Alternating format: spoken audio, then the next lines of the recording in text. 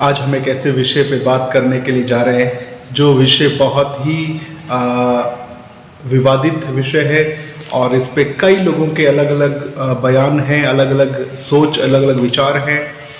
और ये विषय ऐसा है जिसके बारे में अधिकतर लोग, बहुत से लोग नहीं जानते कि इसका सही अर्थ क्या है। और ये टॉपिक है, ये विषय है, क्या एक विश्वासी में दुष्ट आत्मा घुस सकती है?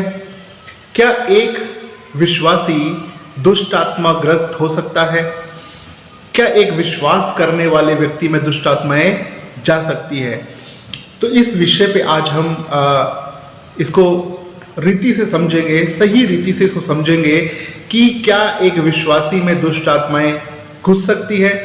देखिए, बहुत सारे विश्वासी, जब मैं अपने सेवकाई में अपने इतने सालों के 20 साल 25 साल के विश्वासी जीवन में मैंने देखा है कि अधिकतर लोग इस विषय से डरते हैं और ये सोचते हैं कि कहीं वो दुष्ट आत्मा निकल कर, किसी और में से निकल कर वो दुष्ट आत्मा मुझ में नहीं चली जाए, कहीं वो दुष्ट आत्माएं मेरे शरीर में ना प्रवेश कर जाए। और इस बात से विश्वासी कई लोग डरते हैं। तो देखिए, यहाँ पे जो विषय है, क्या एक विश्वासी के अंदर दुष्ट आत्मा घुस सकती है? ये पहली बात तो मैं आपको बता दूं कि ये एक विवादित विषय ही नहीं है जिस पे विवाद किया जा सके, लेकिन पवित्र शास्त्र के वचन के अनुसार हमको देखना है कि स्पष्ट रीति से बाइबल इसके विषय में क्या कहती है।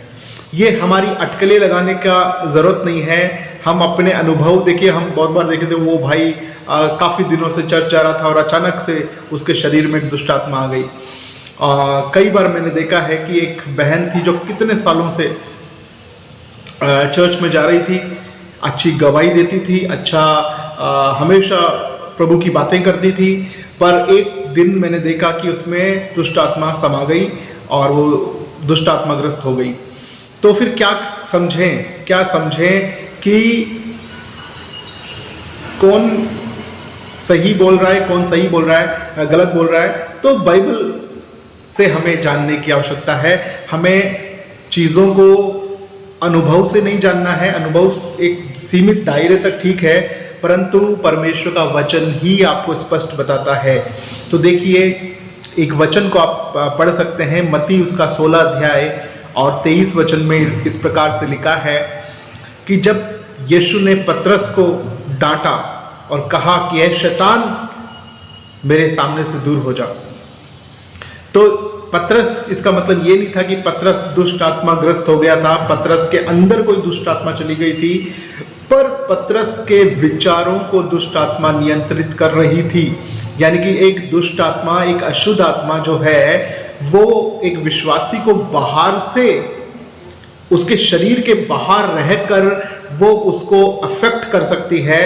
हो सकता है अगर उसका एक प्रार्थनागत जीवन ना हो, उसका एक आत्मिक जीवन ना हो, तो वो उसे बीमार कर सकती है, वो उसको कई तरीके के दुख दे सकती है, कई तरह की परेशानियों में उसे फंसा सकती है, उसको फाइनेंशियली प्रॉब्लम्स उसके घर में आ सकते हैं, दुष्ट आत्माएं उनके घर में आके प्रॉब्लम कर सकती है, लेकिन उसके शरीर में घुसकर वो उसे परेशान नहीं कर सकती, उसे दुष्ट आत्मा ग्रस्त वो नहीं हो सकता है, लेकिन बाहर से उसके विचारों के ऊपर वो काम कर सकती है, उसकी जबान के द्वारा काम कर सकती है और बाहर से रहकर वो उसको अफेक्टिव कर सकती है, पर भीतर उसके शरीर के अंदर जाकर वो उसे दुष्ट आत्माग्रस्त नहीं हो सकता है।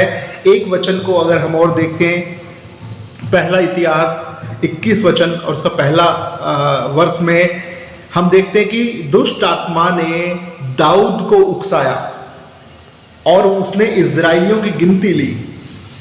तो वहां पे स्पष्ट लिखा है कि दुष्ट आत्मा ने दाऊद को उकसाया। दाऊद के अंदर घुस के एक दुष्ट आत्मा ने कोई काम नहीं किया। दाऊद जो था वो दुष्ट आत्मा ग्रस्त नहीं हो गया, लेकिन उसके विचारों के ऊपर उसने काम किया।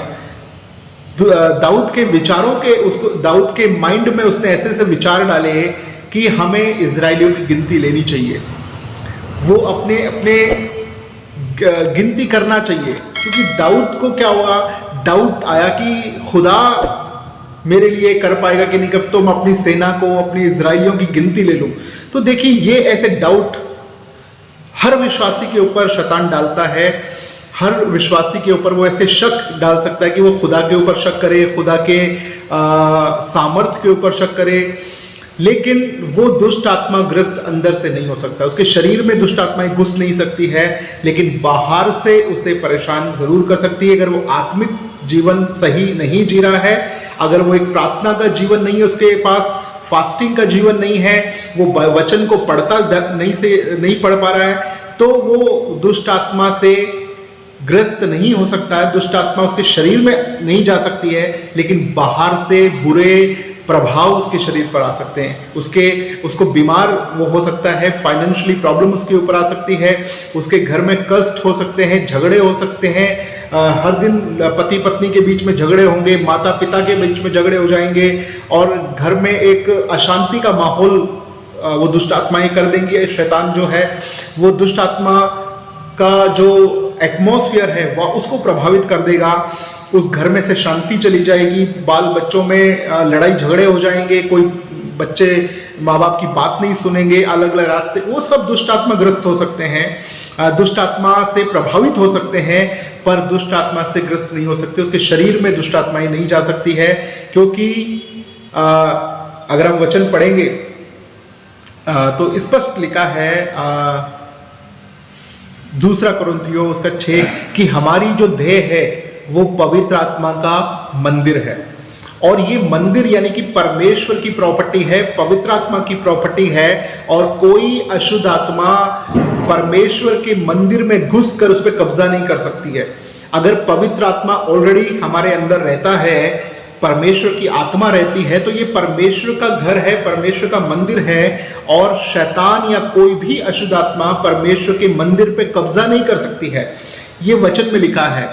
तो इस बात से आप बेफिक्र हो जाओ कि कोई भी दुष्ट आत्मा आपके शरीर के अंदर जाकर आपको प्रभावित कर सकती है, आपको दुष्ट आत्मा ग्रस्त कर सकती है, लेकिन बाहर से वो अपने बुरे प्रभावों को जरूर दिखा सकती है। बाहर से आपको डराने के लिए हो सकता है, आपको सताने के लिए हो सकता है, लेकिन वो आपको आपके शरीर में नहीं घुस सकती है, क्योंकि ऑलरेडी आपके शरीर में तो पवित्र आत्मा वास करता है। पवित्र आत्मा का ये मंदिर है, जैसे ये वचन में लिखा है कि आप पवित्र आत्मा के मंदिर हो। ऑलरेडी जब मंदिर में एक प्रभु विराजमान है, तो अशुद्ध आत्मा उसमें आ नहीं सकती है। तो ऑलरेडी से आप एक परमेश्वर के मंदिर हैं, तो दुष्ट आत्मा आपके शरीर में कभी भी नहीं जा सकती है। इस बात को आप जान लीजिए। लेकिन अगर आप आत्मिक जीवन नहीं जी रहे हैं, बाइबल नहीं पढ़ रहे हैं, प्रार्थना का जीवन नहीं है, तो शैतान बाहर से आपको प्रभावित कर सकता है। Praise the Lord.